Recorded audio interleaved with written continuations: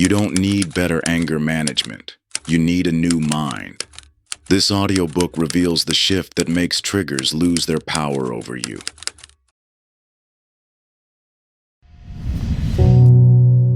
The Unbothered Mind.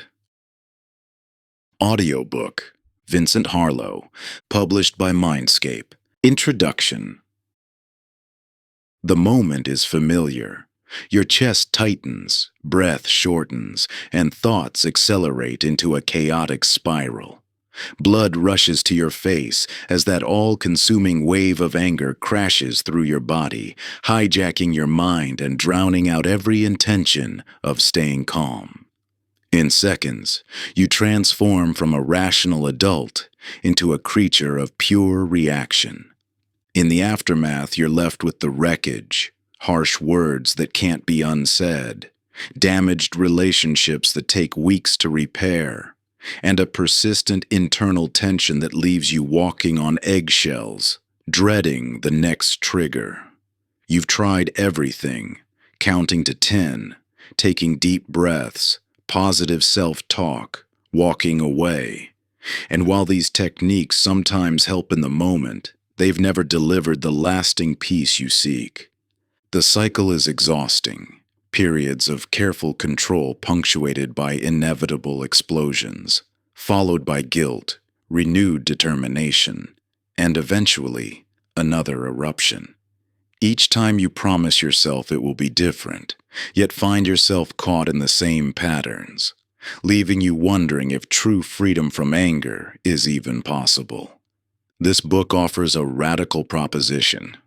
The solution to anger isn't found in better management techniques, but in a fundamental shift in how you perceive and interpret the world around you.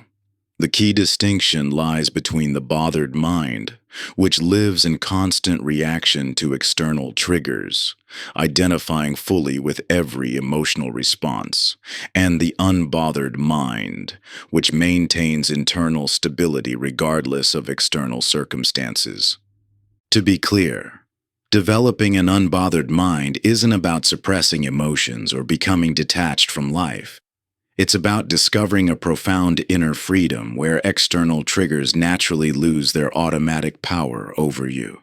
This shift occurs not through force or control, but through deep understanding. Think of anger as an overprotective guard dog. Once, this vigilant guardian served an essential purpose, keeping you safe from genuine threats. But now, like many guard dogs, it overreacts to every passing shadow, creating more disturbance than the threats it's trying to prevent. The solution isn't to cage or sedate the dog. It's to retrain it through understanding and awareness, transforming it from a reactive force into a conscious ally. Throughout these chapters, you'll discover the hidden architecture of anger, how it operates, what sustains it, and most importantly, how to transcend it. You'll learn why your past efforts at anger management, while well-intentioned, may have been doomed from the start by focusing on controlling symptoms rather than addressing root causes. This journey isn't about adding new techniques to your emotional toolbox. Instead, it's about stripping away the unconscious patterns that keep you trapped in cycles of reactivity, revealing the natural state of equilibrium that has always existed beneath the turbulence of anger. As your perception shifts, you'll find yourself responding to life's challenges with a clarity and steadiness that no external circumstance can disturb. Your path to unshakable inner peace begins now. Chapter 1. The Guard Dog of the Mind.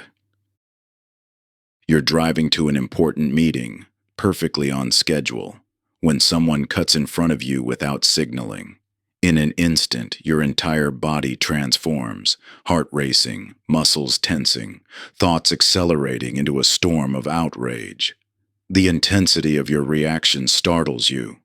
This minor traffic incident has somehow hijacked your entire nervous system, turning a calm morning into an internal battlefield.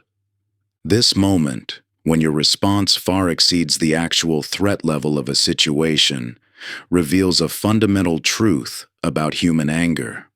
Like an overprotective guard dog, your anger response system remains calibrated for an ancient world where intense emotional reactions were crucial for survival. Today, this guard dog continues to operate on outdated protocols, unable to distinguish between life-threatening dangers and minor annoyances. Understanding this evolutionary context illuminates why anger feels so automatic and overwhelming. Your nervous system developed during epochs when hesitation in the face of threat could mean death. The ability to instantly mobilize your body's resources, flooding your system with adrenaline, redirecting blood flow to major muscle groups, narrowing focus to potential dangers, provided a crucial survival advantage. This rapid response system helped our ancestors survive genuine threats, from predators to hostile tribes. But in today's world, where most threats are psychological rather than physical, this guard dog's hypervigilance creates more problems than it solves. It interprets a coworker's curt email with the same urgency as an approaching predator. It responds to a spouse's forgetfulness as if it were an existential threat. The guard dog can't distinguish between degrees of danger. To it, every potential threat warrants full mobilization. This protection mechanism becomes particularly problematic because it tends to create the very hostility it guards against. When your guard dog overreacts to perceived slights or potential threats, it generates defensive behavior that prompts others to respond with their own guardedness. A simple misunderstanding escalates into mutual hostility, confirming the guard dog's initial suspicion that the world is full of threats. The key insight here transforms how you view your anger. It isn't a personal failing or character flaw. It's a protective response operating with outdated information. Your guard dog isn't malicious. It's loyal to a fault, trying to keep you safe using the only protocols it knows. This shift in perspective opens the door to a new relationship with anger. Consider how this reframes your past experiences with anger. From the old perspective, each angry outburst represented a personal failure, evidence of poor self-control or moral weakness. From this new understanding, these same incidents reveal a protective system doing its job too well, like a guard dog barking at every passing shadow, creating disturbance in its earnest attempt to maintain security.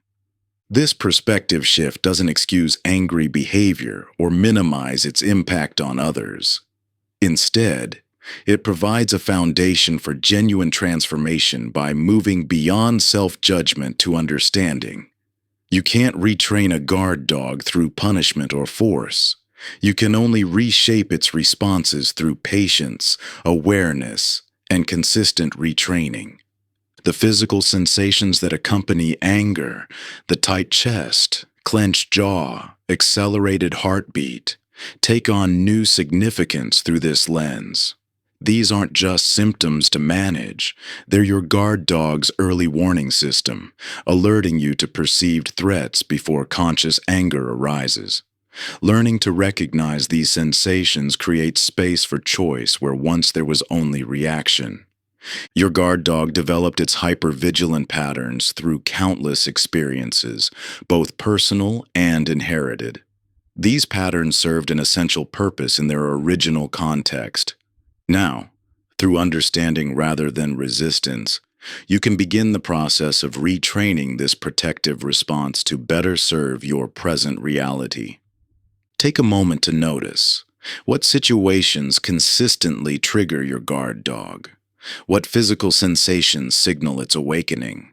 These questions aren't about analyzing or controlling your responses. They're invitations to observe your protective patterns with new awareness. This understanding forms the foundation for the transformation that unfolds in the chapters ahead. Chapter 2: The Invisible Triggers. The most perplexing manifestation of anger often arrives without apparent cause. You find yourself snapping at a loved one after what seemed like a perfectly pleasant day, or experiencing waves of irritation in situations that logically shouldn't bother you at all. These moments leave you questioning your emotional stability, wondering why you feel so inexplicably reactive when nothing obvious has triggered your response. This mysterious emotional hijacking points to a fundamental truth about anger.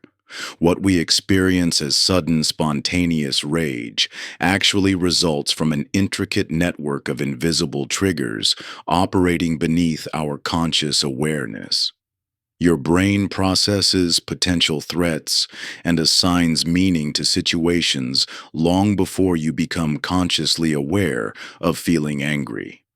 What feels like an unexpected emotional ambush is actually the end point of a sophisticated chain reaction that began moments or even hours earlier. These invisible triggers operate through multiple interconnected channels. At the environmental level, subtle cues like particular lighting conditions, background sounds, or spatial arrangements can activate old stress responses without your conscious recognition. A room's layout might unconsciously remind you of a space where you once felt trapped or powerless. A certain quality of silence might echo with unresolved tensions from your past. Physiological states create another layer of invisible triggering. Hunger, dehydration, poor sleep, or physical discomfort can dramatically lower your threshold for anger activation. Your brain interprets these basic biological needs as potential threats, preparing your system for defensive action before you've even registered the source of your irritability. Psychological patterns form perhaps the most complex web of invisible triggers. Perceived disrespect, fear of abandonment, or challenges to your self-image can activate anger responses based on interpretations happening far below conscious awareness. A slight delay in someone's response might unconsciously register as dismissal. A neutral comment might activate old wounds around competence or worth. Social dynamics add yet another dimension to this triggering network. Power imbalances, group pressures, or subtle status negotiations can activate defensive responses before you've had time to consciously process the situation.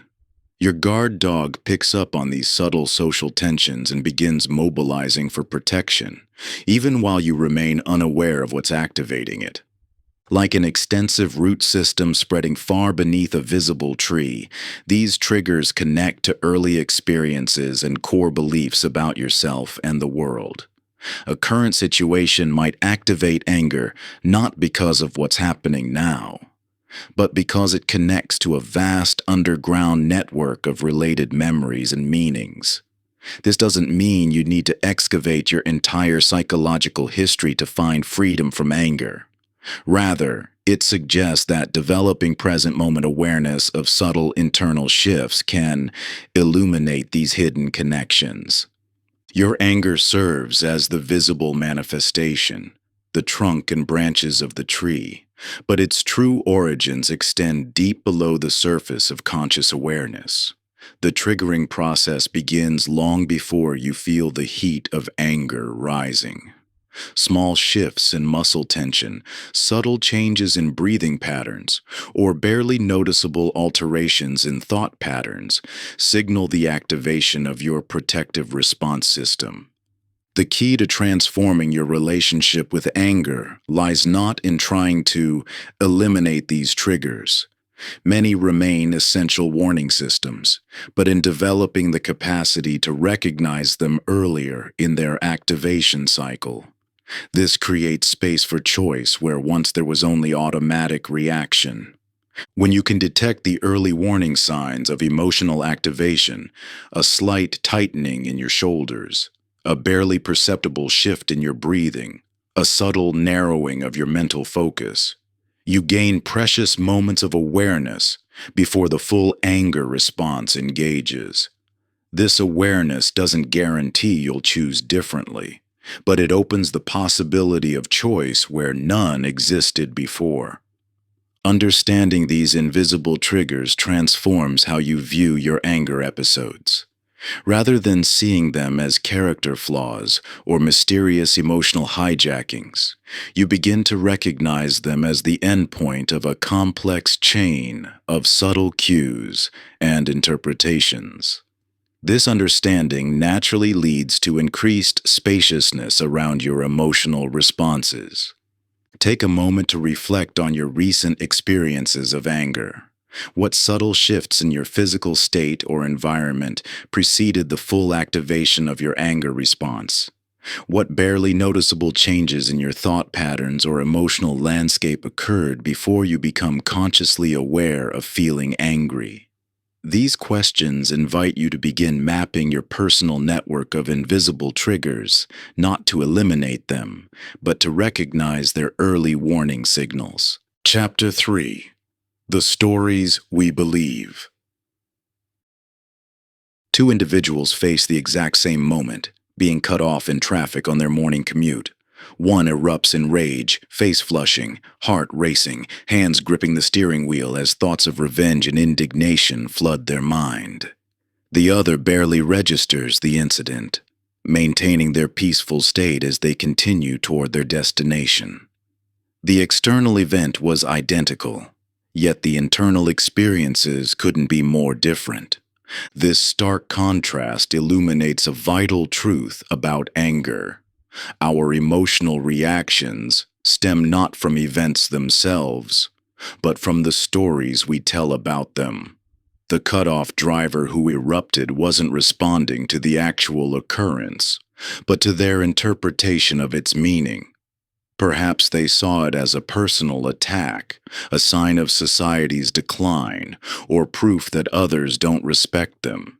The calm driver likely held different interpretations, maybe seeing it as someone's honest mistake or simply irrelevant to their peace of mind. These interpretive stories form in our earliest years, shaped by family dynamics, cultural messages, and significant experiences, particularly those involving threat or powerlessness. A child repeatedly criticized might develop the story that any mistake reflects deeply on their worth. Someone who experienced betrayal might interpret all uncertainty as a sign of impending abandonment. These narratives become so familiar that we stop recognizing them as stories at all. They simply feel like reality. Our anger-generating stories typically fall into several core themes. The fairness story insists, "This should not be happening," creating rage whenever reality fails to match our expectations. The intentionality story assumes, "They are doing this to me deliberately," interpreting the accident as an attack. The identity story claims, "This reflects poorly on me," turning neutral events into personal affronts. The catastrophe story warns, "This will lead to disaster," magnifying minor setbacks into major threats. These narratives act like colored lenses through which we view every experience. Someone wearing red-tinted glasses sees everything in shades of red, yet might forget they're wearing glasses at all. Similarly, our interpretive filters color every situation with predefined meanings, yet we rarely question these automatic perspectives. The person who believes disrespect must be punished will find evidence of disrespect everywhere, each discovery demanding an angry response. Think of how differently you interpret the same behaviors from someone you trust versus someone you distrust. A friend's late arrival becomes, "They must be stuck in traffic," while a difficult colleague's tardiness becomes, "They're deliberately disrespecting my time." The event is identical. The story creates the emotional impact. The power of recognizing our stories as stories rather than facts cannot be overstated. When we believe our interpretations are reality itself, we become prisoners of our own narratives. Each story demands its corresponding emotional response, leaving us feeling that anger is inevitable and justified. But when we can see our stories as mental constructions, habitual interpretations that may or may not be true, we gain the freedom to question them and consider alternatives. This isn't about replacing negative stories with artificially positive ones. Rather, it's about recognizing that multiple interpretations of any situation are possible, and some create less suffering than others. The driver who cut you off might be rushing to an emergency, operating from fear or confusion, or simply making a human error. Your colleague's curt email might reflect their overwhelm, insecurity, or cultural background, rather than any intention to offend. The mind naturally resists questioning its familiar stories. These narratives feel protective. They seem to help us understand and navigate the world. Examining them can feel threatening, as though we're leaving ourselves vulnerable to hurt or manipulation.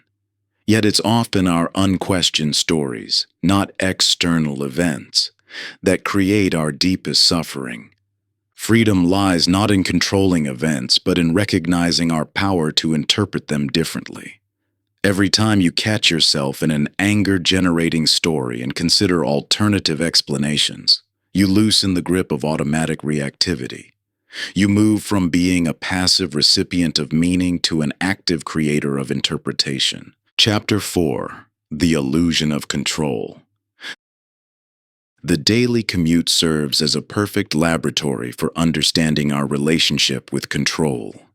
Every day, millions face the unpredictable reality of traffic, a force that defies our schedules, plans, and intentions. You've likely experienced that particular flavor of anger that arises when stuck in gridlock, watching precious minutes slip away as your carefully planned morning unravels. This isn't just about being late. It's about confronting one of life's most challenging truths. Much of what affects us lies beyond our control. This truth extends far beyond traffic. You aim to control your health through diet and exercise, yet illness strikes unexpectedly. You try to manage others' perceptions through careful actions, yet they form their own opinions.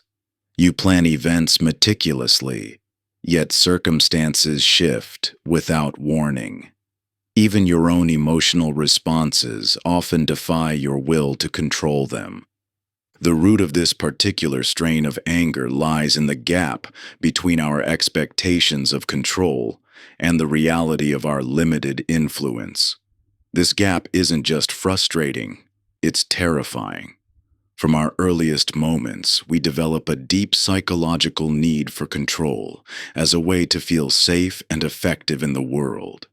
This need serves us well in many ways. It drives us to take action, solve problems, and shape our environment. But when it extends beyond our actual sphere of influence, it transforms into a source of perpetual anger and frustration. Think of how often anger arises from this mismatch. When someone doesn't respond to your message immediately, when your body doesn't heal as quickly as you'd like, when others don't behave according to your preferences. Each instance triggers a flood of anger born from thwarted control. This reaction is so automatic that you likely don't even notice the underlying assumption. This should be different. I should be able to make this different. The magnitude of this control illusion becomes clear when you consider trying to direct the weather. Imagine standing outside during a storm, shaking your fist at the sky and demanding the rain stop. The absurdity is obvious, yet we often approach equally uncontrollable aspects of life with the same futile resistance. We expend enormous energy fighting against immutable realities while missing opportunities to adapt creatively to what is. This isn't about surrendering to circumstances or becoming passive. True power emerges when you clearly distinguish between what you can and cannot control. By releasing the exhausting struggle against the uncontrollable, you free up energy to engage effectively with what you can influence. This shift transforms anger from a reaction against reality into fuel for meaningful action. Consider how this plays out in relationships. When you try to control others' feelings, choices, or behaviors, you create a double bind. Not only do you generate anger at their inevitable resistance, but you also miss the opportunity to influence through understanding and connection. By accepting others' autonomy while focusing on your own responses and boundaries, you paradoxically increase your impact while decreasing your anger. The key lies in recognizing that acceptance isn't passive resignation. It's clear-eyed engagement with reality. When stuck in traffic, acceptance doesn't mean enjoying the delay or abandoning time management. It means acknowledging the current reality without wasting energy fighting it, allowing you to think clearly about actual solutions, planning better routes, adjusting schedules, or using the time productively. This perspective shift fundamentally alters your relationship with anger. Instead of anger signaling a need to exert more control, it becomes a reminder to check your assumptions about control. Are you fighting against an immutable reality? Are you trying to force what can only be influenced? Are you resisting what could be accepted? The counterintuitive truth emerges. Releasing the illusion of control actually increases your effective influence in the world. When you stop exhausting yourself trying to control the uncontrollable, you can direct that energy toward what truly lies within your power. Your responses, your choices, your actions.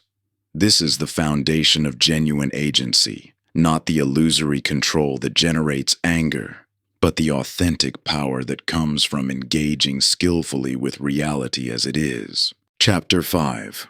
The Identity Behind Anger. Many hold on to anger as if their very survival depends on it. This runs deeper than just an emotional response. It becomes interwoven with their fundamental sense of self.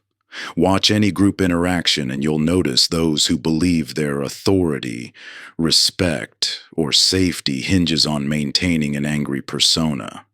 They've learned to equate their effectiveness with their ability to intimidate or dominate through emotional force.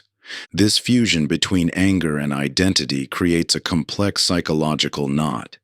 The emotion stops being something you simply experience and transforms into something you believe you are. When anger becomes identity, releasing it feels like an existential threat, as if you might disappear without its protective presence. Think of the executive who believes their success stems from their explosive temper, or the parent who sees their anger as the only way to maintain household order. These aren't just people who get angry. They've built their entire self-concept around anger's perceived power. Their anger has become their armor, their strength, their very definition of self. This identity fusion manifests in several distinct patterns. The strong one uses anger as a shield against vulnerability, believing that emotional reactivity equals power. Any suggestion of softening feels like an invitation to weakness. The righteous one wields anger as proof of their moral superiority, finding their worth in being more outraged than others at life's injustices. The perfectionist channels anger toward themselves and others as enforcement of impossible standards, seeing rage as the appropriate response to human imperfection. The victim uses anger to avoid personal responsibility, finding power in blame rather than agency. What makes this fusion so challenging to address is how it operates below conscious awareness. You don't choose to make anger your identity. It happens gradually through experiences that seem to confirm anger's necessity. Perhaps anger protected you during vulnerable times, or helped you establish boundaries when nothing else worked. These experiences create a deep conviction that anger is not just useful, but essential to your survival. This protective function of anger identity explains why traditional anger management techniques often fail. When you believe anger is who you are, rather than just something you feel, no amount of breathing exercises or timeouts will create lasting change. The threat to identity feels too great. Consider how armor both protects and restricts its wearer. In truly dangerous situations, armor serves an essential function, but wearing it constantly prevents natural movement, limits intimate connection, and exhausts the wearer. Similarly, anger-based identity offers a sense of safety while severely limiting your range of possible responses to life. True strength isn't found in rigid defensive patterns, but in the flexibility to respond appropriately to each situation. The most powerful people often demonstrate their strength through calm presence rather than emotional reactivity. They know how to be firm without being harsh, how to set boundaries without rage, how to assert themselves without losing control. The key to untangling anger from identity lies in recognizing that you are far more than any emotional state. Your essential self exists independent of anger, and letting go of anger-based identity doesn't mean becoming weak or vulnerable. It means becoming more whole. Just as a martial artist's greatest power comes not from tension, but from relaxed alertness, your true strength emerges when you can choose your responses rather than being locked into reactive patterns. Moving beyond anger identity requires exploring what lies beneath the anger. What vulnerable parts of yourself you believe need this protection? What fears arise when you imagine responding differently? What other aspects of your identity have been overshadowed by anger's dominance? Only by understanding these deeper dynamics can you begin to expand your sense of self beyond the confines of anger-based identity. Most profoundly, this exploration reveals that the very things you've been using anger to protect or achieve, respect, safety, effectiveness, justice, are often better served by responses that come from a place of centered strength rather than reactive force. Chapter 6. The Hidden Benefits. What if your anger is actually serving you in ways you've never recognized? This might seem counterintuitive. After all, you've experienced firsthand how anger damages relationships, disrupts peace of mind, and creates consequences you later regret. Yet here you are, still caught in reactive patterns despite your best efforts to change.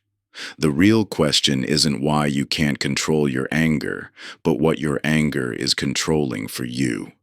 Your anger persists because it works, not in creating the life you want, but in meeting immediate psychological needs that feel essential in the moment. Think of anger as a Swiss Army knife you've come to rely on for everything from opening doors to defending territory. While it's not the ideal tool for most situations, it's the one you've learned to use instinctively. When you feel unheard, anger makes people pay attention. When you feel powerless, anger creates an immediate sense of strength. When you're hurt or afraid, anger steps in to mask more vulnerable emotions. When you lack the skills to set boundaries directly, anger creates distance and protection. When you're uncertain, anger provides artificial clarity through righteousness. When you're exhausted, anger offers an energizing surge of adrenaline. These secondary benefits create a complex relationship with your anger. On a conscious level, you want freedom from reactive patterns. But unconsciously, you're hesitant to release a tool that, despite its destructive nature, meets real psychological needs. This isn't weakness or lack of commitment to change. It's your mind's natural resistance to giving up strategies that serve important functions, even when those strategies create problems of their own. Your anger has become like an overused hammer. When it's your primary tool, everything starts to look like a nail. Need to establish authority. Hammer of anger. Feel dismissed. Hammer of anger. Face uncertainty. Hammer of anger. While it might get immediate results, this approach damages both the situation and your long-term interests. The solution isn't to simply put down the hammer. That creates an anxious void where you feel defenseless against life's challenges. Instead, you need to expand your emotional toolkit, developing more precise instruments for meeting each specific need that anger currently serves. This requires honest self-examination. What does anger do for you? Perhaps it helps you feel powerful when you're actually afraid. Maybe it gives you a sense of moral superiority when you're feeling inadequate. It might provide an energy boost when you're overwhelmed, or create instant boundaries when you struggle with saying no. Each of these functions points to a legitimate need for security, self-worth, vitality, or personal space that deserves to be met in a healthier way. Understanding anger's hidden benefits isn't about justifying destructive behavior. It's about recognizing the valid needs beneath the reactive patterns. Only then can you develop alternative strategies that serve those needs without the collateral damage that anger creates. When you see anger as meeting legitimate needs in problematic ways, your relationship with this emotion fundamentally shifts. Instead of fighting against it or being ashamed of it, you can work with it, using its presence as valuable information about which needs require attention and what skills might need development. The path to emotional freedom isn't through suppressing or controlling anger, but through rendering it unnecessary by meeting your core needs more effectively. As you develop direct communication skills, authentic confidence, genuine boundaries, and emotional resilience, anger naturally subsides, not because you're managing it better, but because you simply need it less. This transformation begins with recognizing that your anger, despite its destructive effects, has been trying to serve you. It's been an imperfect solution to real challenges, a protest against unmet needs, a guardian of boundaries you haven't learned to protect in healthier ways. By understanding what anger does for you, you can begin developing more elegant solutions to these fundamental human needs. Chapter 7. The Observer's Perch. Picture yourself inside a sturdy house during a powerful thunderstorm. Through the windows, you witness lightning tear across the sky and hear thunder shake the air. While the storm rages with tremendous force, you remain dry, safe, and unmoved. This is the profound capacity I want to share with you. The ability to witness even your most turbulent emotions from a place of unshakable stability. Your mind possesses an extraordinary faculty that neuroscience has confirmed, the capacity to observe your thoughts and emotions without being swept away by them. This observer's perspective creates a crucial space between you and your anger, not to suppress or control it, but to witness it with clarity and understanding. When anger arises, you typically become completely identified with it, like pressing your nose against a painting until all you can see are scattered brushstrokes of rage. From this vantage position, the emotion consumes your entire field of vision. But just as stepping back from that painting reveals the full composition, accessing your observer's perch allows you to see your anger within the larger context of your experience. This shift from identification to observation fundamentally transforms your relationship with anger. Instead of, "I am angry," complete fusion with the emotion, you recognize, "I notice anger arising." Mindful awareness of the experience. This subtle but powerful distinction activates regions in your brain associated with emotional regulation and conscious choice.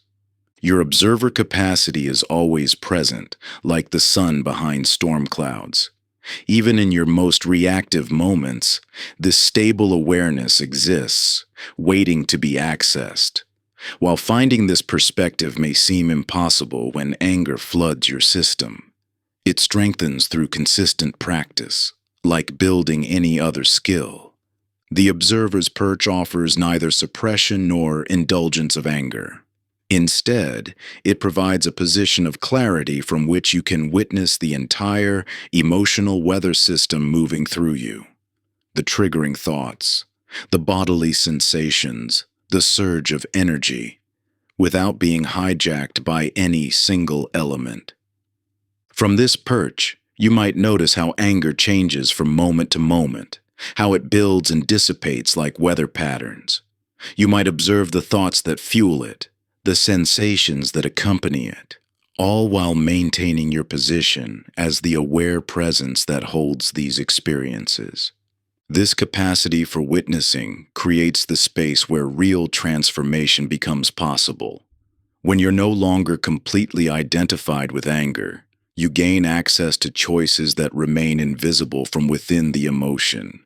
The observer's perspective reveals patterns and triggers that can't be seen when you're caught in reactivity. Think of this faculty as an inner watchtower, high enough to see the full landscape of your experience, stable enough to remain unmoved by emotional storms. From this vantage point, you can track anger's approach like watching storm clouds gather on the horizon. You can notice the first drops of irritation before they become a downpour of rage. Your observer's perch exists at this moment, ready to be accessed. As you continue through your day, practice brief moments of stepping back into this witness position. Notice the sensations in your body, the thoughts crossing your mind, the emotions flowing through you, all while maintaining your seat in awareness. This perspective becomes particularly valuable when you detect early signs of anger. Rather than being immediately pulled into the emotion, you can watch it arise with curious attention.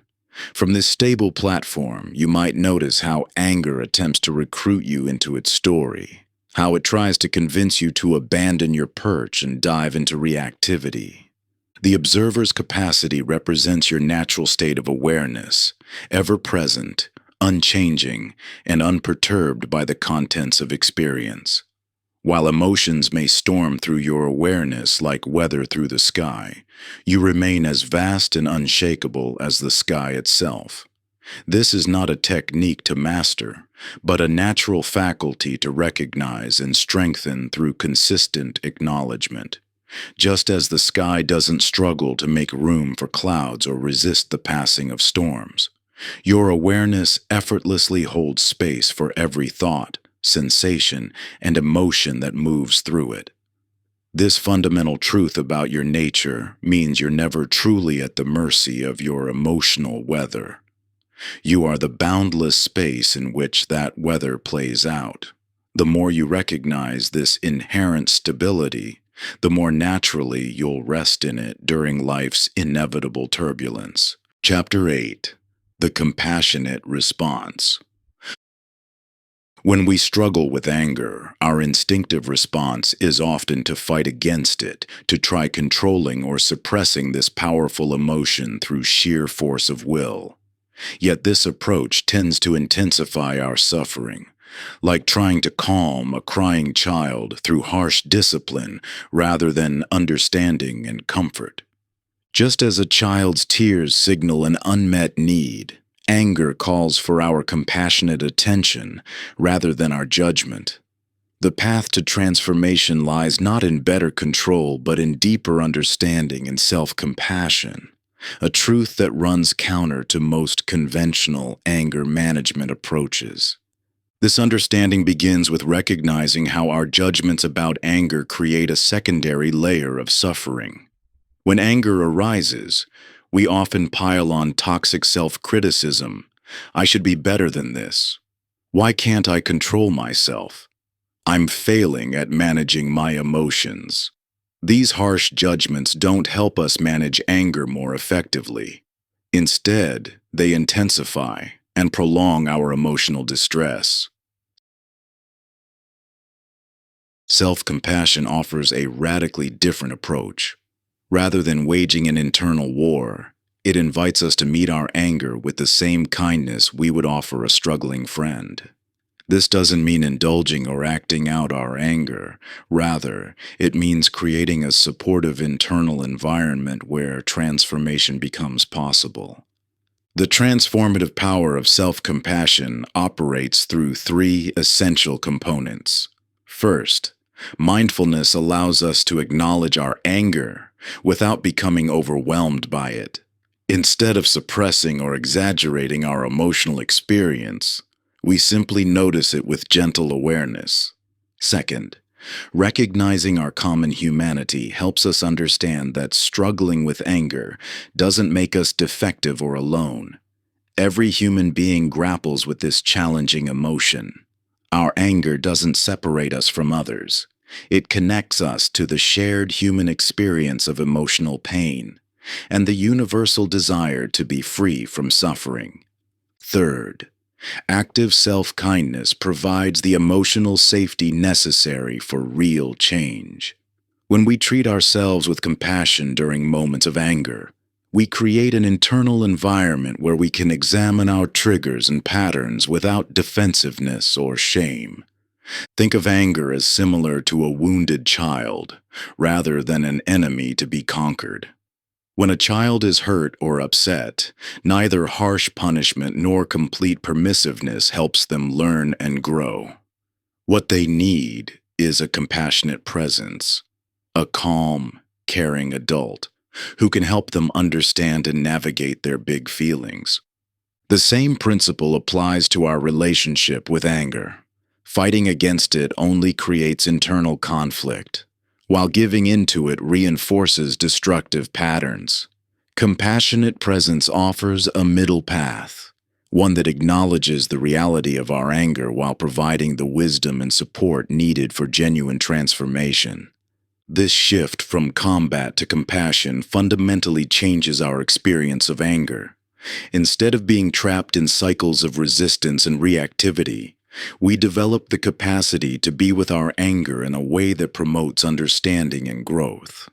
We learn to listen to its messages without being controlled by its demands. Consider how differently anger unfolds when met with compassion rather than condemnation. Where self-judgment creates tension and resistance, self-compassion allows the emotion to move through us naturally. Where harsh self-criticism fuels shame and more anger, kindness toward ourselves creates space for healing and change. Responding to anger with self-compassion might feel unnatural at first. Our culture often equates compassion with weakness or self-indulgence, while promoting harsh self-criticism as the path to improvement. Yet true self-compassion is neither weak nor indulgent. It combines the tenderness of understanding with the strength of wisdom. This understanding allows us to respond to anger in ways that reflect both care for ourselves and responsibility for our actions. We can acknowledge our anger without acting it out, set boundaries without attacking others, and work with our triggers without shaming ourselves for having them. The shift from self-judgment to self-compassion transforms not only our relationship with anger, but our entire emotional landscape. As we learn to meet our difficult emotions with understanding rather than resistance, we develop greater emotional resilience and wisdom. This compassionate approach doesn't mean you never feel anger. It means you can work with anger in ways that promote growth rather than perpetuate suffering. You learn to navigate this challenging emotion with the wisdom of a kind and steady presence, rather than the harshness of an internal critic. Through this shift in perspective, your anger transforms from an overwhelming force into a signal worth understanding. You begin to see that your anger, like any emotion, carries important messages about your needs and boundaries. When you approach it with genuine curiosity instead of judgment, you discover the difference between being consumed by anger and being informed by it. Chapter 9. The Power of Inquiry. The moment anger flares, most people react immediately, either expressing or suppressing the emotion without pausing to understand its deeper message. But what if you approached your anger like a skilled detective investigating a complex case? Rather than rushing to judgment or action, you could gather evidence, examine clues, and uncover the hidden truth beneath the surface disturbance. Think of anger as a messenger arriving at your door with urgent news. Most of us either slam the door shut or react to the messenger's dramatic entrance without actually reading the message. But this emotion, as uncomfortable as it may be, carries vital information about your needs, values, and boundaries. Information that can lead to profound self-understanding when properly decoded. The practice of inquiry offers a transformative alternative to both suppression and expression. Instead of trying to control or vent your anger, you can turn toward it with genuine curiosity. This isn't intellectual analysis that keeps you stuck in stories about who's right or wrong, nor is it rumination that cycles endlessly through the same thoughts without resolution. True inquiry opens fresh perspectives through questions asked with sincere interest. When anger arises, you might ask yourself, what am I believing in this moment that's generating this response? This question alone often reveals assumptions and interpretations you didn't realize were operating. You might discover you're believing someone's actions mean something about your worth, or that a situation threatens your security in ways that aren't actually true. Exploring, what do I need that I'm not getting, can unveil the legitimate needs hiding beneath anger's surface. Perhaps you need recognition, respect, autonomy, or simply to be heard. Understanding these needs creates the possibility of meeting them directly, rather than using anger as an indirect demand. The question, what am I afraid might happen, often illuminates how anger serves as protection against vulnerable feelings or feared outcomes. You might find you're angry because you're afraid of being hurt, rejected, or powerless. Seeing these fears clearly allows you to address them consciously, rather than reacting from them unconsciously. One of the most powerful questions you can ask is, what would love do in this situation? This isn't about forcing yourself to feel loving. It's about accessing your deeper wisdom beyond reactive patterns. Sometimes love sets clear boundaries. Sometimes it offers understanding. But it always responds from wisdom rather than wounding. This investigative approach requires patience and practice. In moments of intense emotion, anger can feel like absolute truth that doesn't require questioning. The stories it tells about being wronged, about others' bad intentions, about the need to defend or attack, can seem completely justified. Yet these are precisely the moments when inquiry offers its greatest gifts. The goal isn't to eliminate anger, but to extract its wisdom before choosing how to respond. Like a detective gathering evidence before drawing conclusions, you learn to pause, investigate, and understand before taking action. This creates a crucial space between trigger and response, a space where real choice becomes possible. Through regular inquiry, you'll develop an increasingly nuanced understanding of your anger's patterns. You'll start recognizing the specific beliefs that reliably generate anger, the core needs that feel threatened, and the fears that drive reactive behavior. This understanding naturally transforms your relationship with anger from adversary to advisor. You'll also discover that inquiry works best when practiced during milder irritations before applying it to intense anger. Just as a detective honed their skills on smaller cases before tackling major investigations, you can build your capacity for curious attention during everyday annoyances. Each small instance of choosing investigation over reaction strengthens your ability to maintain perspective during more challenging situations. Remember, inquiry isn't about analyzing yourself into paralysis or finding the perfect answer. It's about maintaining an attitude of genuine curiosity toward your experience. Chapter 10. The Reframing Lens. When light illuminates a dark room, what appears as menacing shadows often reveals itself as something entirely benign. In that moment of recognition, your racing heart settles, your tensed muscles relax, and what seemed threatening transforms into the mundane, all without any external change. This universal experience perfectly captures the profound power of perspective to shape our emotional reality. Your interpretations create your experience. Two people can face identical circumstances, yet react in completely opposite ways based solely on how they frame the situation. While one person might experience intense rage over a delayed flight, seeing it as a personal inconvenience and sign of disrespect, another might view it as an opportunity to catch up on reading or make new connections with fellow travelers. The objective reality hasn't changed, but the subjective experience differs dramatically. This transformative power of perspective extends far beyond simple positive thinking.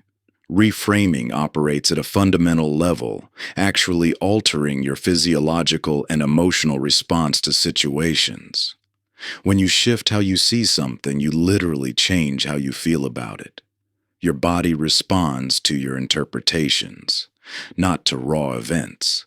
The process works through multiple channels. Context reframing zooms out to see the bigger picture, revealing how a frustrating moment fits into a larger pattern of growth or learning. Meaning reframing uncovers positive purpose in difficulty, transforming obstacles into opportunities. Perspective reframing steps into others' shoes, expanding understanding beyond your initial reactive view. Proportion reframing adjusts the perceived significance of events, helping you distinguish between minor annoyances and genuine threats. Your first interpretation of any situation arrives with convincing force, feeling like the only possible truth. The delayed flight seems obviously disrespectful, the criticism clearly unfair, the obstacle undeniably personal. But this immediate perspective represents just one possible frame, heavily influenced by past experiences, current stress levels, and unconscious assumptions. Think of your perception like a camera lens that can zoom in and out, shift focus, or capture different angles. Just as no single photograph captures every aspect of a scene, no single perspective reveals the complete truth of any situation. This gives you profound freedom to choose viewpoints that serve your growth while remaining grounded in reality. This isn't about denying valid concerns or pretending everything is fine. Instead, it's about developing the flexibility to see multiple aspects of any situation, including elements that might reduce unnecessary emotional suffering. The delayed flight might simultaneously represent an inconvenience and an opportunity. The criticism might contain both unfair elements and valuable feedback. The skill of reframing grows stronger with intentional practice. Start with small irritations before tackling major triggers. When caught in traffic, experiment with viewing it as enforced meditation time rather than a personal affront. When facing criticism, try seeing it through the lens of the other person's fears or aspirations, rather than assuming malicious intent. Notice how different perspectives generate different emotional responses and open different possibilities for action. The frame, "They're doing this to disrespect me," produces anger and limits options to fighting or fuming. The frame, "They're acting from their own pain," might generate compassion and open possibilities for connection or understanding. This power to reframe situations that typically trigger anger represents genuine freedom, not from the situations themselves, but from automatic reactions that create unnecessary suffering. With practice, you develop the ability to pause, recognize your initial frame, and consciously choose perspectives that better serve your well-being and goals. The most powerful reframes often involve shifting from personal to universal interpretations. Rather than seeing frustrations as uniquely targeting you, view them as part of the shared human experience. Traffic, delays, criticism, and obstacles happen to everyone. This perspective reduces the sting of personal affront while connecting you to our common humanity. When facing situations that typically ignite your anger, practice pausing to ask, "What other ways could I view this? What might I be missing from my current perspective? What would this look like from a wider lens?" These questions create space for new interpretations and new possibilities to emerge. Each time you pause to explore alternative viewpoints, you strengthen your ability to see beyond the immediate emotional reaction. A delayed train becomes an opportunity to catch up on reading. A colleague's criticism transforms into valuable feedback for growth. The driver who cut you off might be rushing to the hospital. By cultivating this habit of questioning your initial interpretation, you develop an emotional flexibility that serves as a buffer against anger's automatic surge. The situation itself hasn't changed, but your expanded perspective completely transforms your experience of it. Chapter 11. The Response Gap. The power to pause lies at the heart of emotional mastery.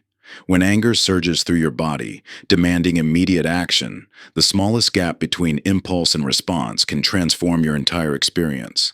This crucial space, what I call the response gap, represents the difference between being controlled by anger and having a conscious relationship with it. Your brain is designed for both reactive and responsive behavior, each serving different purposes. The amygdala, your threat detection system, can trigger a full emotional response before your prefrontal cortex, the center of conscious decision-making, even registers what's happening. This lightning-fast reaction served our ancestors well when physical threats required immediate action. But in today's world, this same mechanism often creates problems rather than solving them. Consider the physiological cascade that occurs when anger arises. Your heart rate increases, muscles tense, breathing becomes shallow, and stress hormones flood your system. These automatic responses prepare you for immediate action, without a deliberate pause. This biological activation typically drives behavior before you've had time to consider consequences or alternatives. The response gap interrupts this automatic sequence. Even a 3-second pause can make the difference between a reaction you'll regret and a response that aligns with your values. This isn't about suppressing anger or pretending you're not affected. Instead, it's about creating space to feel the emotion fully while retaining choice about how you express it. Think of anger like a powerful river. The river's strength isn't diminished by having banks that contain it. Rather, these boundaries allow its energy to flow productively rather than destructively. Similarly, creating a response gap doesn't weaken your anger. It simply prevents it from overwhelming your capacity for wise action. Your ability to create this pose strengthens with practice, like building any other skill. Start by noticing the physical sensations that signal rising anger, perhaps tension in your jaw, heat in your chest, or a change in your breathing pattern. These bodily cues can serve as early warning signals, creating natural interruptions in the reactive cycle. The response gap doesn't require complex techniques. Simply feeling your feet on the ground, Taking one conscious breath or silently saying pause can create sufficient space for your prefrontal cortex to come online. This slight delay allows you to recognize that while you're experiencing anger, you're not required to act from it. With practice, you'll discover that emotional intensity doesn't necessarily dictate behavior. You can feel powerful anger while choosing a thoughtful response. This capacity for containment, feeling fully while choosing wisely, represents true emotional intelligence. The response gap transforms your relationship with anger from one of automatic reaction to conscious response. Instead of being hijacked by emotional activation, you discover the freedom to feel anger's energy while retaining choice about its expression. This isn't about controlling anger, but about preventing anger from controlling you. Begin practicing with minor irritations where the stakes are lower and the pull toward reaction is less intense. Notice how even a momentary pause changes your experience of anger and expands your range of possible responses. As this skill strengthens, you'll find yourself naturally creating this space, even during more challenging provocations. Your anger carries important messages about your boundaries, values, and needs. The response gap allows you to receive these messages without being driven by them. This fundamental shift, from reactive to responsive, changes not just individual interactions but your entire relationship with this powerful emotion. As you develop this new relationship with anger, you'll find yourself accessing its wisdom while remaining grounded in your deeper intentions. The energy that once drove impulsive reactions transforms into fuel for purposeful action, enabling you to honor both the validity of your feelings and your highest values. This isn't about diminishing anger's message, but about hearing it with clarity instead of being deafened by its immediate demands. Chapter 12. The Boundaries of Peace. Clear boundaries serve as the invisible architecture of emotional freedom. When you understand how to establish and maintain healthy limits, you'll discover that much of your anger naturally dissipates, not because you're suppressing it, but because you're preventing the boundary violations that previously triggered it. Many believe that anger provides the force necessary to protect their boundaries, seeing this emotion as essential armor against a world that might otherwise overwhelm them. But this perspective confuses forcefulness with effectiveness. True boundaries don't require anger to be powerful. They draw their strength from clarity, consistency, and self-respect. The crucial distinction lies between boundaries and barriers. Boundaries define where you end and others begin, creating healthy separation while allowing appropriate connection. Barriers, conversely, wall you off entirely, driven by fear rather than discernment. When you establish genuine boundaries, you prevent the accumulation of resentment that often fuels chronic anger. Healthy boundaries arise from a deep recognition of your own worth and needs. They involve clearly knowing what you will and won't accept in your relationships and environment. This clarity must extend beyond internal knowing to external communication, expressing your limits directly, specifically, and without emotional charge. The challenge for many lies in the cultural conditioning that equates boundary setting with selfishness or aggression. You may have learned that putting others first is virtuous, that stating your needs is demanding, or that only anger can ensure you're taken seriously. These beliefs create a painful cycle. Avoiding boundaries leads to resentment, which erupts as anger, which then seems to confirm that boundaries and conflict are inseparable. Consider how a well-maintained property line functions. It clearly delineates space without hostility. A picket fence marks territory while remaining transparent and permeable where appropriate. It doesn't require constant defense because its very presence communicates clear expectations. Your personal boundaries can function similarly, visible, consistent, and maintained without aggression. Establishing healthy boundaries requires several key elements. First, you must develop clarity about your actual needs and limits, distinguishing between genuine requirements and reflexive resistance. This involves honest self-reflection about what truly matters versus what you're reacting to from habit or fear. Next comes communication, the ability to express your boundaries clearly and directly without blame or hostility. This often involves simple, straightforward statements. "This doesn't work for me. I need," or "When this happens, I will." Notice how none of these require anger to be effective. Consistency proves crucial in maintaining boundaries. When you uphold your stated limits reliably, others learn to respect them without requiring emotional enforcement. This consistency must apply both to your communication and to following through with any consequences you've outlined. Perhaps most importantly, boundary setting requires compassion, both for yourself and others. This means understanding that your needs matter while recognizing that others may need time to adjust to your newly established limits.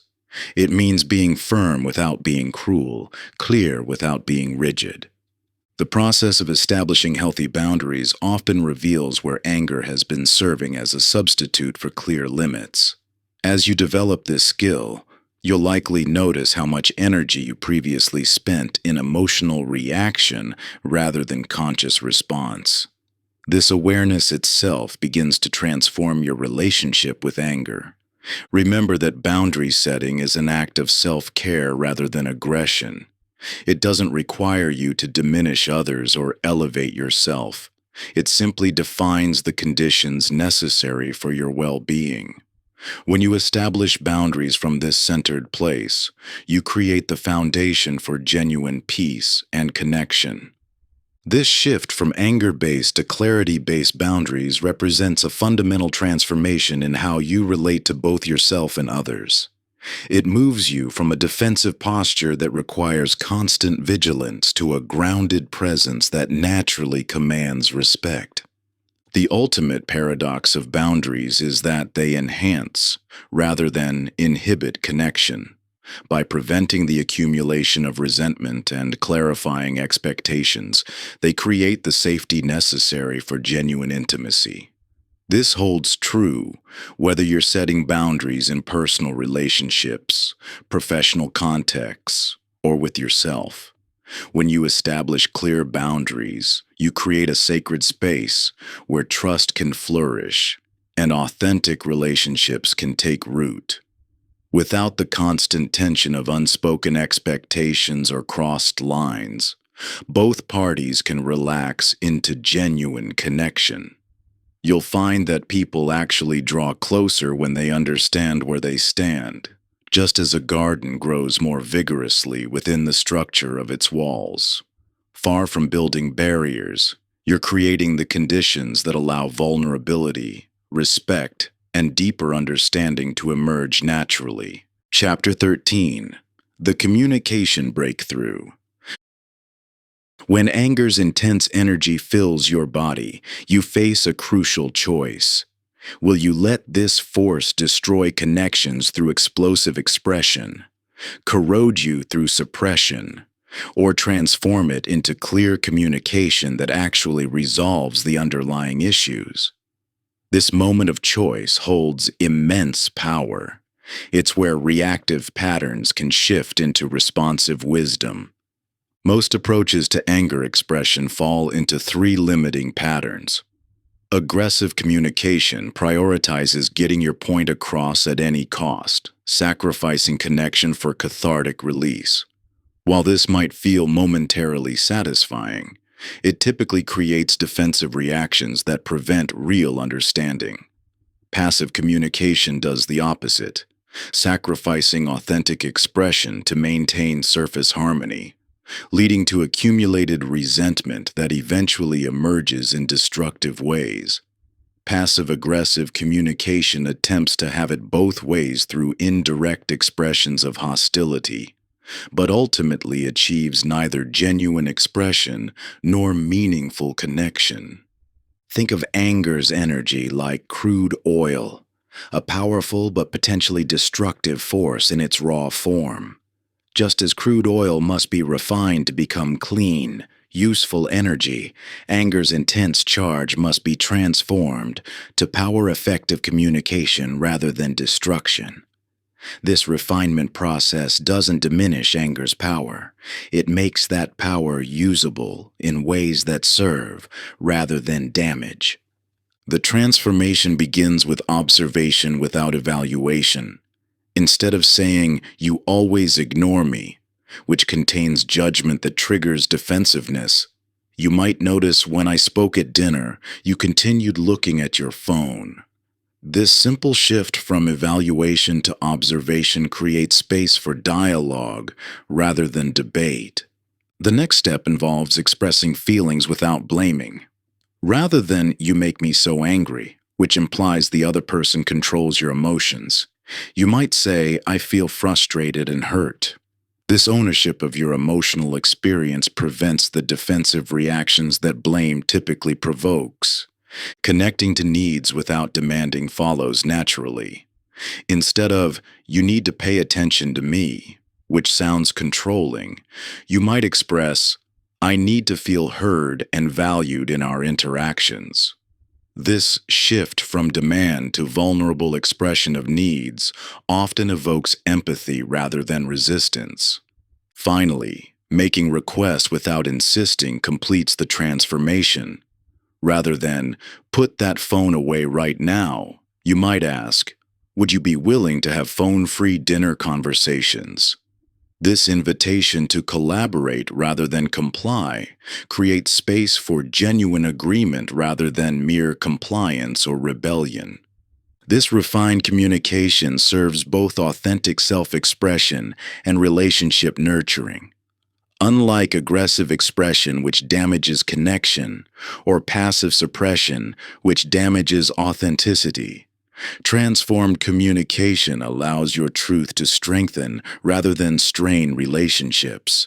The process requires practice and patience. Your habitual responses, whether explosive or withdrawn, have deep neural pathways.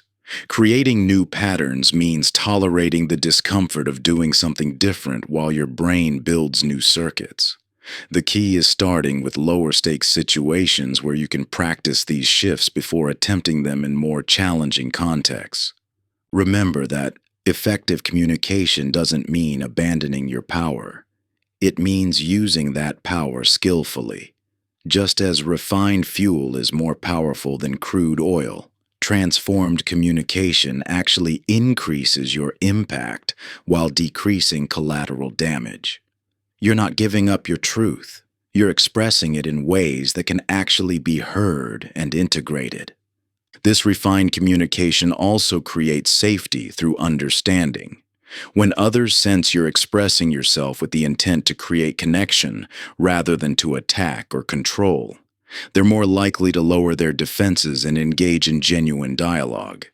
This mutual vulnerability, paradoxically, creates more security than any defensive armor could provide. The process requires consistent awareness of your internal state. Notice the physical sensations of anger arising, the heat, the tension, the urge to act. This awareness creates the crucial pause where you can choose to refine rather than react. With practice, this refinement process becomes more natural, though it may never feel as automatic as your old reactive patterns. Your anger carries important messages about your needs, values, and boundaries, signals that deserve to be acknowledged and understood rather than suppressed or ignored. Learning to communicate these messages clearly and powerfully, without the distortion of blame or aggression, allows those messages to actually be received and considered rather than rejected through defensive reactions. When you strip away the harsh tones and accusatory language, you reveal the authentic truth at the core of your anger, perhaps a boundary that needs protecting, a value being compromised, or a need going chronically unmet.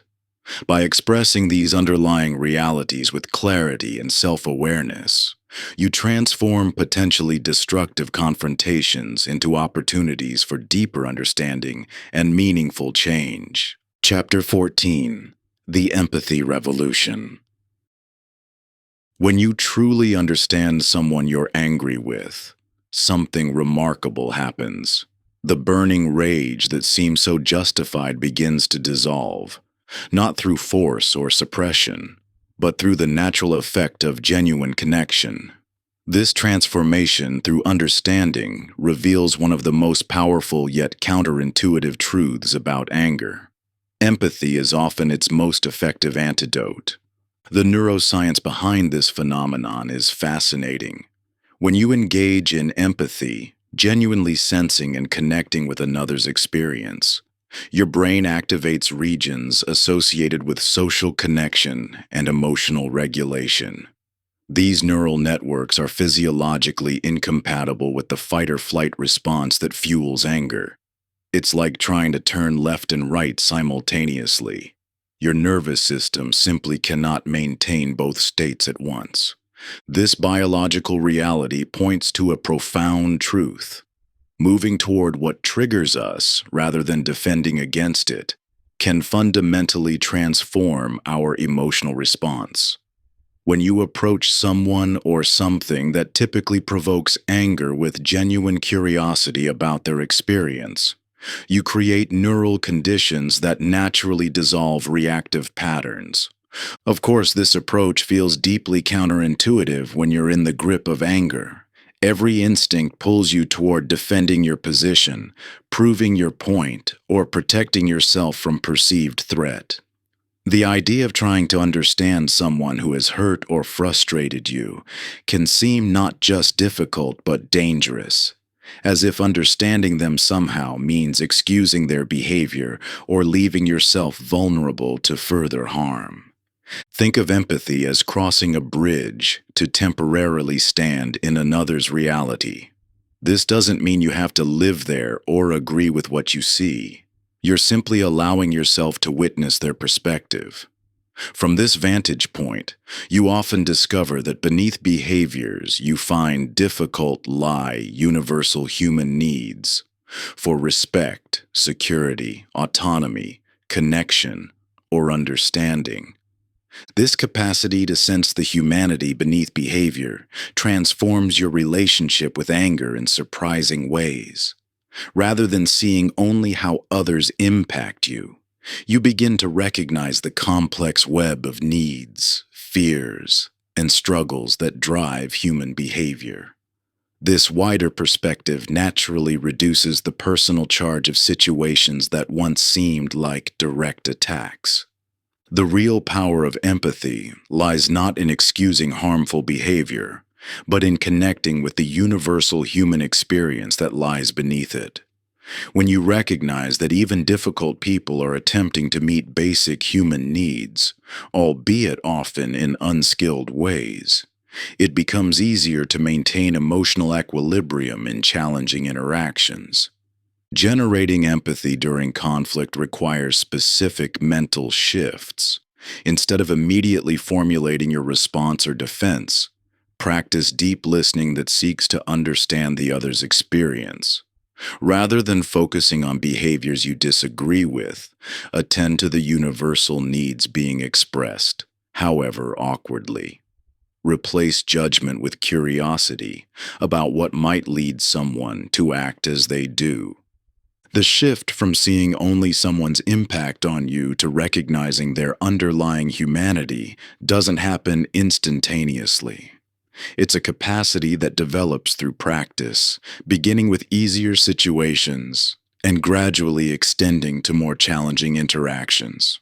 With time, you discover that understanding others' perspectives doesn't diminish your ability to maintain boundaries or stand firm in your values. It actually enhances these capacities by removing the distorting lens of reactive anger. The ultimate paradox of empathy is that moving toward what triggers us, rather than away from it, creates more safety than any defensive wall. When you develop the ability to understand others without losing yourself, you gain access to responses that transform conflict rather than perpetuate it. The anger that once seemed necessary for protection gives way to something far more powerful: the capacity to remain connected to both yourself and others, even in the face of difference or difficulty. Integration questions. When did understanding someone's perspective last shift your anger? What triggers currently feel most challenging to approach with empathy? How might your relationships transform if you could maintain understanding during conflict? Begin crossing the empathy bridge in small ways first, perhaps with a friend's minor complaint or a stranger's moment of frustration. Then gradually work up to more emotionally charged situations, always remembering that understanding someone's perspective doesn't mean endorsing their actions or abandoning your own truth. You can fully grasp why someone feels threatened or hurt without losing sight of your own experience. Notice how this ability to hold both realities, yours and theirs, opens up creative solutions that neither of you could see when locked in defensive positions. The more you strengthen this muscle of dual awareness, the more naturally you'll find yourself responding to conflict with insight rather than reactivity. What once felt like an impossible bridge to cross becomes a well-worn path to deeper connection and more satisfying resolutions. Chapter 15. The Physical Dimension. Your body holds a wisdom that often precedes conscious awareness, particularly when it comes to anger. Before you consciously register this powerful emotion, your physiology has already begun its preparatory response. Muscles tightening, breath shortening, heart rate accelerating. This intimate connection between body and emotion offers a powerful gateway for transformation that bypasses the usual mental struggles with anger. While most approaches to anger management focus primarily on mental strategies, your body provides immediate, tangible access to emotional states. When anger arises, it creates distinct physiological patterns: shallow chest breathing, increased muscle tension, particularly in the jaw, shoulders, and hands, elevated heart rate, and altered posture.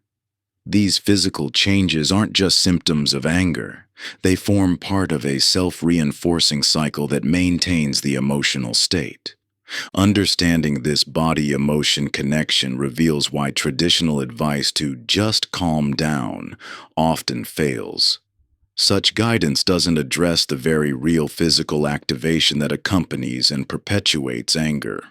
Your body, primed for action by anger's biochemical cascade, cannot simply switch off on mental command.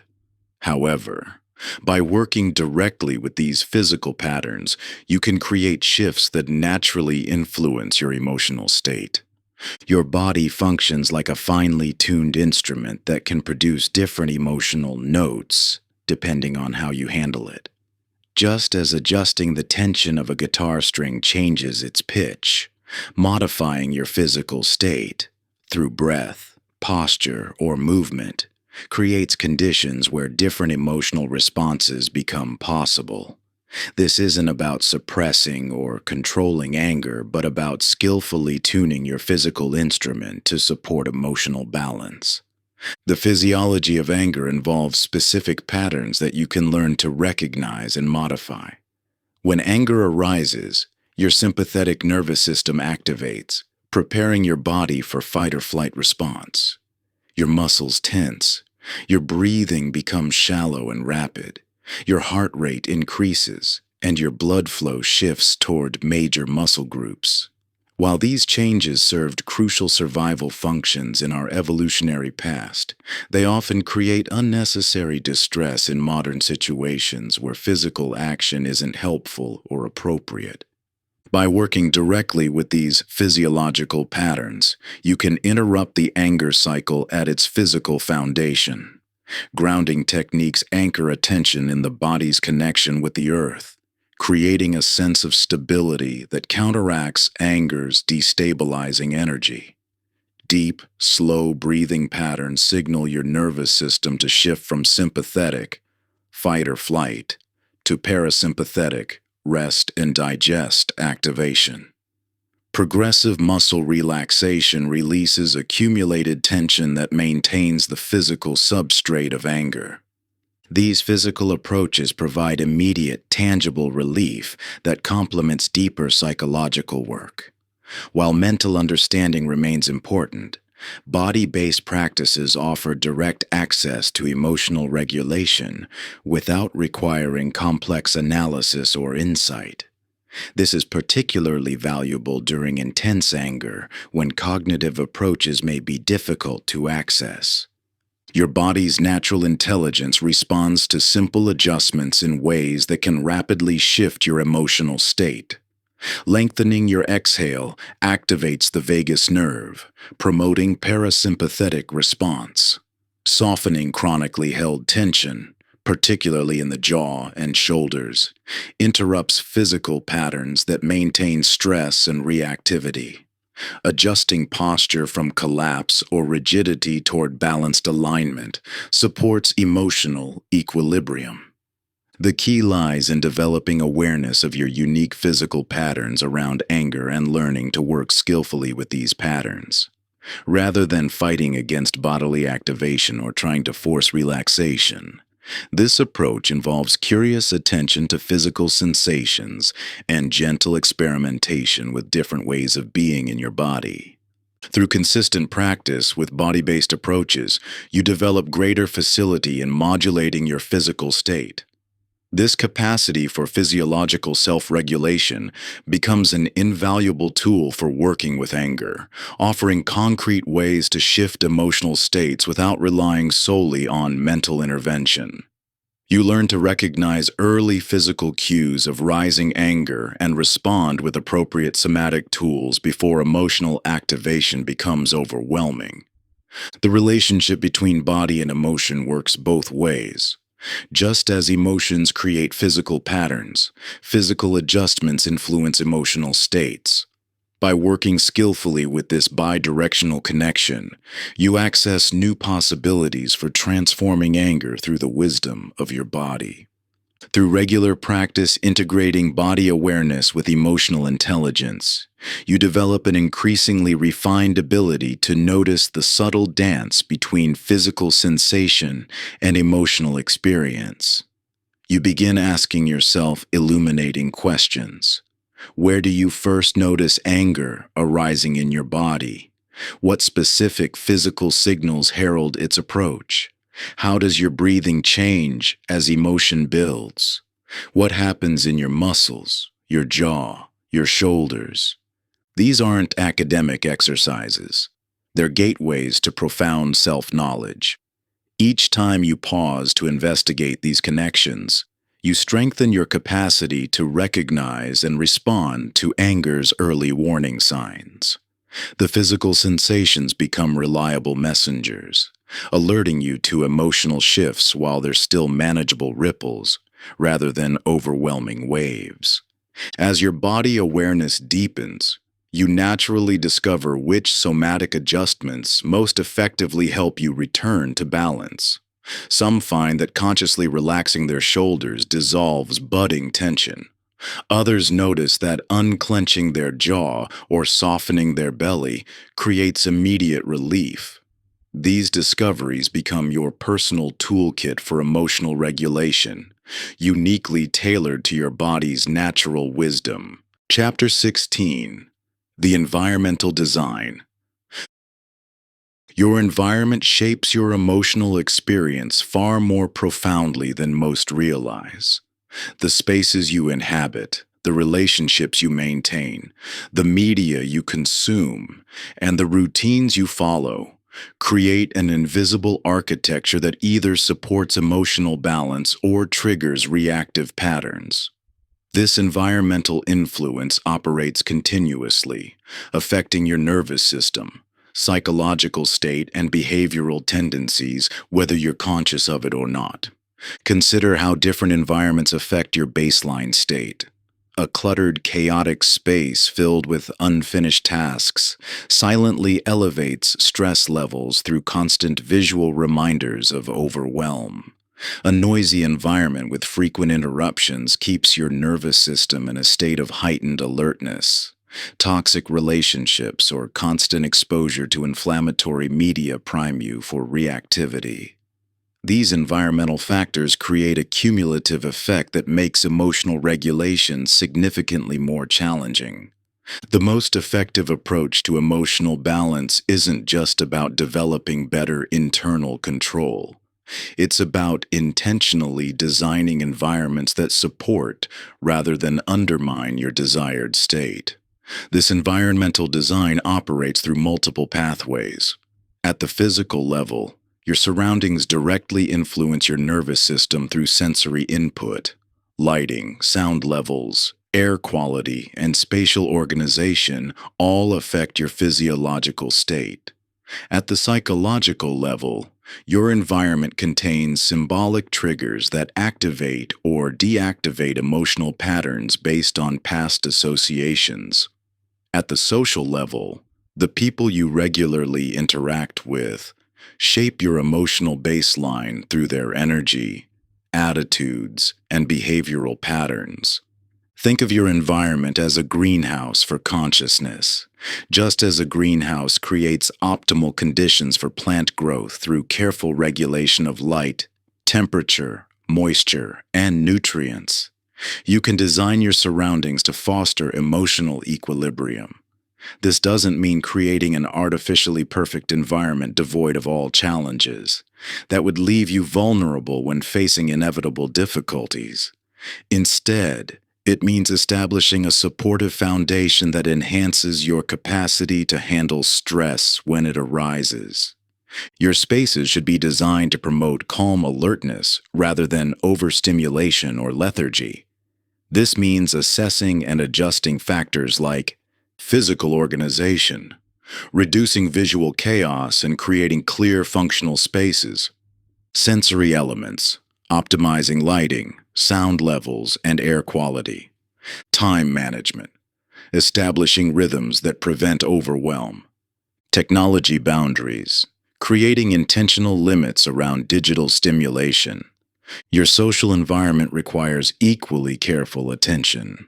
This involves relationship boundaries, limiting exposure to chronically negative or draining interactions, communication norms, establishing clear expectations around respectful exchange,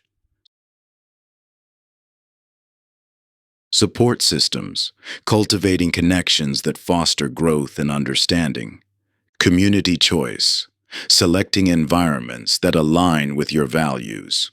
Media consumption patterns dramatically influence your emotional baseline.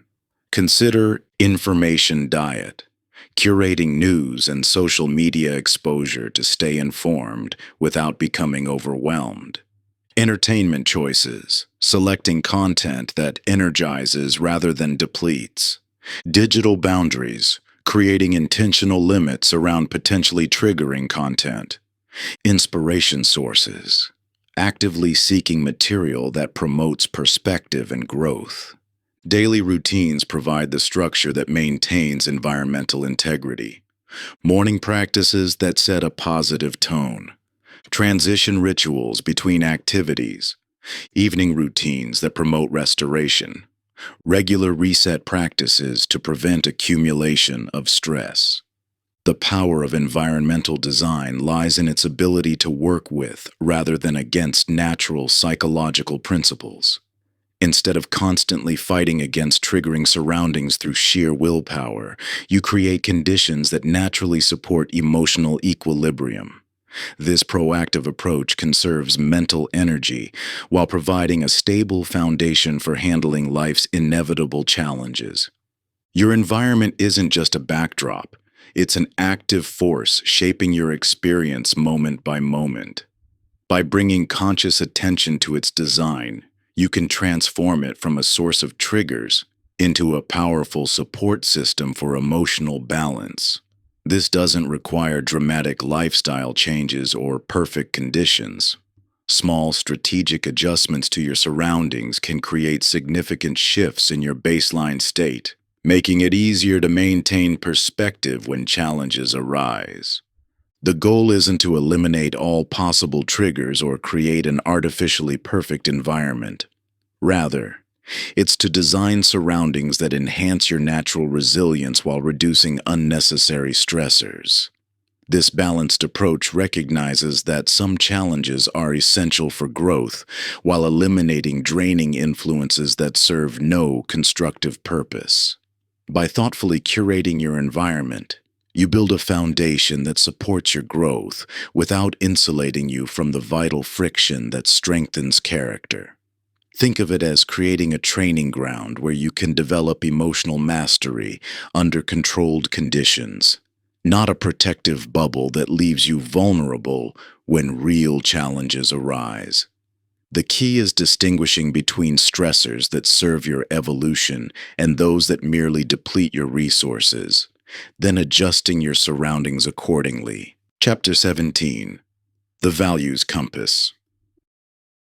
Building on the Values Compass chapter outline, here's the detailed expansion while maintaining the established tone and perspective. The moments when anger collides with our aspirations for peace reveal a fundamental human dilemma. When righteous indignation demands expression while relationships require maintenance. When the urge to defend ourselves conflicts with our commitment to understanding others, we confront the complex territory of competing values and emotional imperatives. This challenge points to a deeper truth. Without a reliable internal guidance system, we become vulnerable to the shifting winds of emotional reactivity. Each provocation becomes its own crisis of decision-making, leaving us exhausted from constantly weighing options under the influence of intense feelings. The Values Compass offers a different approach. Rather than attempting to adjudicate each situation through the lens of current emotional intensity, this internal direction finder provides consistent guidance based on what matters most to us at the deepest level. Like a literal compass that maintains its orientation regardless of weather conditions or terrain, our core values can guide us through the stormiest emotional weather when we learn to consult them. To understand the power of values-based navigation, we must first distinguish values from other internal signals that often masquerade as them. Values differ fundamentally from goals. They are directions rather than destinations. While goals can be achieved and checked off a list, values like fostering understanding or maintaining integrity represent ongoing commitments that guide multiple decisions over time. Values also differ from principles, which tend to be abstract rules or shoulds imposed from outside ourselves. While principles like never show weakness might masquerade as values, true values emerge from our deepest sense of what gives life meaning. They reflect what matters most when we're being most authentically ourselves. Most importantly, values transcend preferences, which shift based on mood and circumstance. While preferences might lead us to avoid conflict one day and seek it the next, values provide consistent direction regardless of our temporary emotional state. During intense anger, accessing our values can feel particularly challenging. The emotion itself often presents as a value, demanding expression as a matter of principle. I have to stand up for myself, or I can't let them get away with this. Feel like value statements but actually reflect reactive patterns rather than deeper commitments. The key distinction lies in sustainability and results. When we act from genuine values rather than emotional reactivity, we typically feel a sense of alignment, even if the immediate situation remains challenging. Actions driven purely by anger, even when justified in the moment, often leave us feeling disconnected from what matters most. This reveals another crucial aspect of the values compass. It doesn't require us to suppress or override emotions, but rather to hold them within a larger context of meaning. Anger can provide valuable information about values violations. When we feel angry about injustice, it often reflects our value for fairness. When we feel angry about disrespect, it may highlight our value for dignity. The practice involves learning to use anger as information while letting values guide our response. Rather than asking, "What does my anger want?" we learn to ask, "What would best serve my values in this situation?" This subtle shift transforms how we handle provocative situations. Our values can accommodate multiple emotional experiences while providing consistent direction. For instance, someone committed to both honesty and compassion might feel angry about deception, while choosing to respond in a way that creates understanding rather than escalation. The values remain steady even as emotions flow. Think of values as the banks of a river. They don't stop the water from flowing, but they channel its energy in a direction that serves life rather than causing destruction. In the same way, values don't eliminate anger, but help direct its energy toward constructive expression. This guidance becomes particularly crucial in the complex territory of relationships, where our actions create ripple effects beyond the immediate situation. Values help us consider the broader context and longer-term implications of our responses, rather than being driven solely by immediate emotional satisfaction. The stability provided by clear values also reduces our overall anger activation. When we know what matters most and have practice aligning our actions with those commitments, we become less reactive to provocations that don't actually threaten what we most deeply care about. When you consistently align your responses with your core values, you develop an inner compass that guides you through life's most challenging moments. This isn't just about having principles written down somewhere. It's about embodying them so deeply that they become your natural reference point in times of stress or conflict. Your values act as anchors, keeping you steady when emotional storms threaten to sweep you away. They provide the context needed to evaluate whether a situation truly warrants your anger, or if you're simply reacting to surface-level provocations. This deeper awareness transforms how you engage with others, especially in close relationships where the stakes feel highest and the triggers run deepest. The beauty of this values-based approach lies in its ripple effect throughout your life. As you become more grounded in what truly matters, you'll notice a natural shift in your emotional baseline. Things that once sparked immediate outrage begin to lose their power over you, not because you're suppressing your reactions, but because you've developed the wisdom to distinguish between genuine threats to your values and temporary irritations that don't actually impact what's most important to you. This newfound stability creates a positive feedback loop. The more you respond from your values rather than your immediate emotional impulses, the easier it becomes to maintain your composure in challenging situations. You're no longer at the mercy of every provocation. Instead, you're guided by the steady light of your deepest commitments and principles. Chapter 18: The Integrated Life. You've moved beyond merely managing anger to discover a profound truth. Integration rather than elimination is the path to true emotional freedom. When you stand at this threshold of transformation, you begin to recognize anger not as an enemy to be conquered, but as a powerful force that can be harmonized within your greater emotional landscape. Integration represents the culmination of everything you've learned about working with anger. It's the state where awareness, compassion, wisdom, and choice come together to create a new relationship with your emotional experience.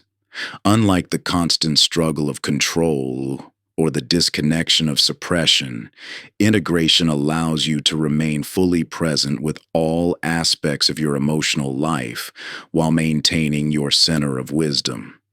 Consider how an orchestra creates magnificent music not by silencing its powerful instruments, but by ensuring each contributes at the right moment, with the appropriate intensity. Your anger, like a drum or trumpet, has its essential place in your emotional symphony. When integrated, it provides depth and power without drowning out the subtler instruments of your experience. This integration manifests when you can feel anger arise and remain present with its energy while maintaining access to your wisdom. You don't need to suppress the feeling or let it dictate your actions. Instead, you can appreciate its message while choosing your response from a place of deep understanding. Integration differs fundamentally from both emotional reactivity and suppression. In reactivity, anger hijacks your awareness, limiting your perspective and options. In suppression, you disconnect from anger's vital energy and messages, creating internal tension and missed opportunities for growth. Integration offers a middle path where anger is neither king nor outcast, but a respected advisor within your inner council. The cultural conditioning you've received about anger often pushes toward extremes, either total expression or complete control. This creates a false dichotomy that leaves no room for the nuanced relationship integration offers. True emotional maturity includes the capacity to hold the full spectrum of your experience without being overwhelmed or disconnected. When you achieve integration, you access a state of emotional fluidity where anger flows naturally within the greater river of your experience. You no longer need to brace against it or build dams to contain it. Instead, you develop the capacity to channel its energy constructively while maintaining your broader perspective. This integrated relationship with anger transforms how you experience challenging situations. Rather than seeing provocations as threats to your peace, you recognize them as opportunities to engage your full emotional wisdom. Every instance of anger becomes a chance to practice this art of integration, where feeling deeply and responding wisely coexist. Integration also means acknowledging how anger interacts with other emotions, how it often masks fear, hurt, or grief. Rather than getting stuck in anger's surface expression, you can explore these deeper layers while maintaining your center. This creates a rich emotional landscape where all feelings contribute to your understanding and growth. Your capacity for integration grows through consistent practice. Each time you meet anger with awareness rather than resistance, each moment you welcome its message while maintaining your wisdom, you strengthen this ability. The path of integration isn't about reaching a perfect state, but about continuously expanding your capacity to hold complexity with grace. This way of being with anger requires trust. Trust in yourself, in your emotions, and in the process of growth. As you develop this trust, you find yourself less afraid of any emotional state because you know you can hold it within your larger field of awareness. This is the true meaning of being unbothered, not because you feel nothing, but because you can feel everything while maintaining your center. The integrated relationship with anger represents emotional maturity at its finest. It combines the wisdom to recognize anger's messages, the compassion to welcome all aspects of your experience, and the stability to respond from your deepest values rather than reactive patterns. When you achieve this integration, anger transforms from an unwelcome intruder into a respected advisor whose insights you can receive without being overwhelmed by its intensity. You remain grounded in your wisdom while acknowledging the emotion's presence, neither fighting against it nor getting swept away in its current. This balance allows you to honor anger's protective intent while choosing responses aligned with your highest truth. Conclusion. From where you stand now, at the conclusion of this journey through the landscape of anger, take a moment to acknowledge the courage it took to venture beyond conventional anger management into deeper territory. You've chosen to examine your relationship with anger rather than simply attempting to control or eliminate it. A profound shift that opens possibilities conventional approaches never reach. Throughout these chapters, you've moved from the familiar paradigm of anger management, focused on control techniques and emotional suppression, to the transformative perspective of the unbothered mind. Where traditional approaches treat anger as an enemy to be subdued, you've discovered how understanding transforms your relationship with this powerful emotion from within. Remember the guard dog metaphor that illuminated anger's protective nature, helping you recognize its well-meaning but often misguided attempts to keep you safe. Recall the colored glasses of interpretation that showed how your perceptions, not external events, generate your emotional responses. Consider the observer's perch that offers a new vantage point from which to witness your emotional experience without being consumed by it. And reflect on the response gap that revealed the space of freedom between stimulus and response. These insights weave together into a profound understanding. Your relationship with anger, not its presence or absence, determines your peace. This journey doesn't end with the closing of this book. It continues to unfold as you integrate these perspectives into your daily life.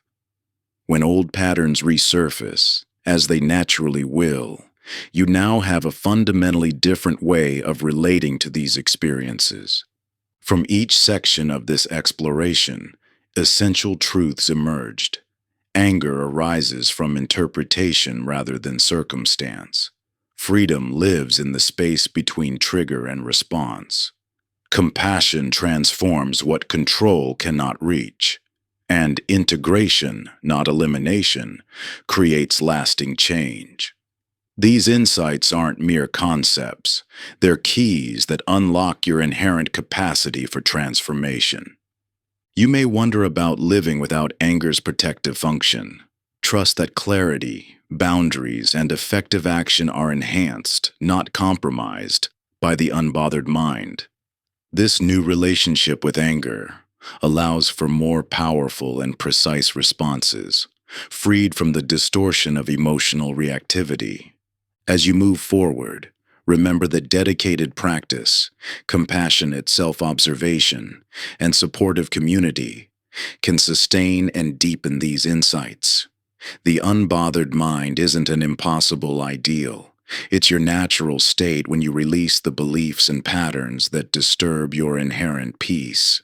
The equanimity you seek was never actually lost. It was only temporarily obscured by conditioned responses that you now have the wisdom to recognize and transform.